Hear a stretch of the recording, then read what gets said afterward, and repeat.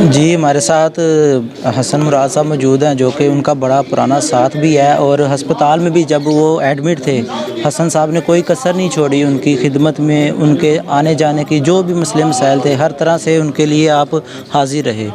کیسے انسان تھے وہ تھیٹر سے ہٹ کے؟ طارق ریڈی بہت اچھا انسان تھا۔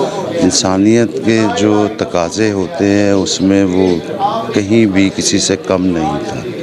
بہت مخلص، بڑا پیار والا، صاف نیت والا، لوگوں کا ہمدرد، لوگوں کے کام آنے والا،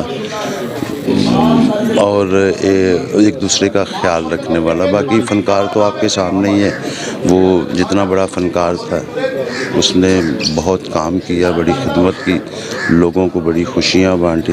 وہ اپنے کام کے حوالے سے اور انسانیت کے حوالے سے بہت ہی پیارا انسان تھا۔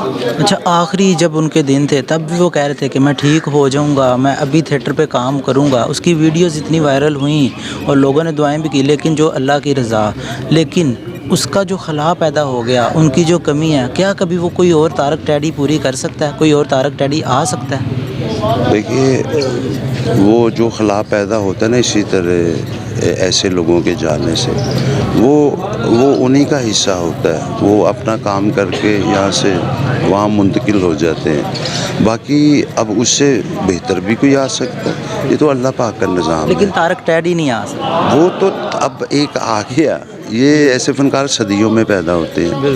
اب یہ چونکہ طارق ٹیڈی ایک اسپیڈی فنکار تھا، وہ جو اس کا خاصہ تھا، وہ جو اس کا ٹیلنٹ تھا، وہ سپیڈ میں اتنی سپیڈ میں کامیڈی کرنے والا میں نے نہیں آج تک کوئی ایسا فنکار۔ خبر پہنچی، پرسوں ہوا، تو انہوں نے کوئی لمحہ دیر نہیں کی، فوراً انہوں نے وہ مدد کے لیے پہنچے اور 5 لاکھ کا چیک انہوں نے کیش دیا، اس کے بعد سارے اخراجات۔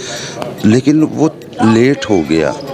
مسئلہ یہ ہے کہ آرٹسٹ جب مرنے سے چند لمحے پہلے اگر وہ پکارتا ہے اور کرتا ہے تو اس وقت نکل گیا ہوتا ہے۔ ایکچولی یہ ہمارا جو سلسلہ ہے جو گورنمنٹ کا بنا ہوا ہے وہ یہ ہے کہ بھی آرٹسٹ اگر کوئی پرابلم میں ہے تو اس تک پہنچا جائے، اس تک یہ پیسے جو پڑے ہوئے ہیں آرٹسٹوں کے وہ پہنچائے جائیں۔